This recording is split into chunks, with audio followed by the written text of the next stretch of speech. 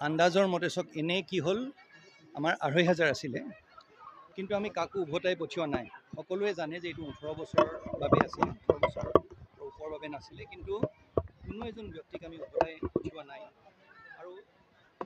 স্বাভাৱিকত তেওঁলোকে ধৰি লওক গম পাই পেলাই তেওঁলোক গুচি আহিছে এতিয়া তেওঁলোক সকলোকে আমি চাইছোঁ তেওঁলোকক খালি অনুৰোধ জনাইছোঁ যাতে চাওঁত তেওঁলোকে আৰামছে বহি থাকক আৰু আজি এইটো সম্পূৰ্ণভাৱে এটা পৃথক এটা স্বাস্থ্য শিবিৰ য'ত ছুপাৰ স্পেচিয়েলিষ্টসকল অনা হৈছে আপোনালোকে দেখিছে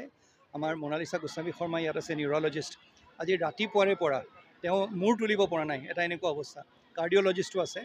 আৰু এই কেম্প অকল তেওঁলোকৰ যি ৰোগ আছে সেইটো চিনাক্তকৰণ কৰাৰ ক্ষেত্ৰতে অকল তাতে আমি বিৰত নাথাকি ইয়াৰ পিছৰ যিখিনি তেওঁলোকৰ চিকিৎসা সেইখিনি চিকিৎসাও দায়িত্ব হাতত লোৱা হৈছে তেওঁলোকৰ লগত যোগাযোগ স্থাপন কৰা হ'ব আৰু উচ্চ চিকিৎসাৰ বাবে তেওঁলোকক লৈ যোৱা হ'ব সেইকাৰণে অকণমান সময় লাগিব পাৰে সকলোকে এষাৰ কথা অনুৰোধ জনাইছোঁ যে তেওঁলোকে ধৈৰ্য সহকাৰে যাতে ৰৈ থাকক এইটো ৫টা বজাত কাৰোবাক আমাৰ চৰকাৰী আমাৰ চাকৰিৰ নিচিনাকৈ ৫টা বজাত আমি এই কেম্পটো শেষ কৰি নিদিওঁ শেষ ব্যক্তিজনক যেতিয়ালৈকে আমি নাচাওঁ তেতিয়ালৈকে আমি ইয়াত নিজে থাকিম আৰু তেওঁলোক সকলোকে চাই উঠিহে এই কেম্পটো বন্ধ কৰা হ'ব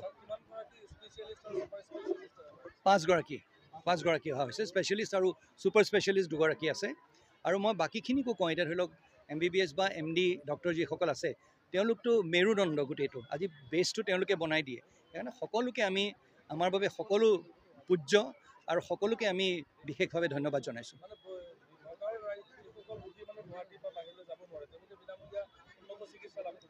বিনামূলীয়া উন্নত চিকিৎসা লাভ ইয়াতেই কৰিব বুলি নহয় যদি তেওঁলোকক বাহিৰলৈ গুৱাহাটীলৈ লৈ যাবলগীয়া হয় বা গুৱাহাটীৰ বাহিৰলৈও লৈ যাবলগীয়া হয় সেইটো লৈ যোৱা হ'ব আজি খালি ইয়াত ডাক্তৰসকলে নিৰ্ধাৰণ কৰিব যে